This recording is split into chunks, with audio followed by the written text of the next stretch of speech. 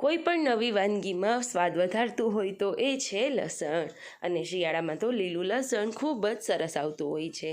અમારા ઘરે લીલા લસણની સાથે સાથે તેના પાનનો ઉપયોગ પણ કરવામાં આવે છે.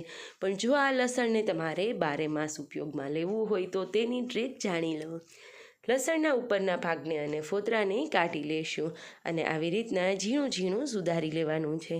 લીલા લસણના ફોતરા એકદમ કડક અને કૂણા હોય તેવા લેવા, જેથી કરીને આ પાનને તમે 8થી 9 મહિના સુધી પણ આરામથી સ્ટોર કરી શકો છો. હવે તેમાં થોડું ઘણું મોઇશ્ચર રહેલું હોય તો આવી રીતના ન્યૂઝપેપર પર આ લસણને પાથરી લેવાનું. મોઇશ્ચર વ્યવસ્થિત રીતના ઉડી જાય ત્યારબાદ તેને સ્ટોર કરવા માટે કન્ટેનરમાં આવી રીતના ટીશ્યુ પેપર રાખીશું.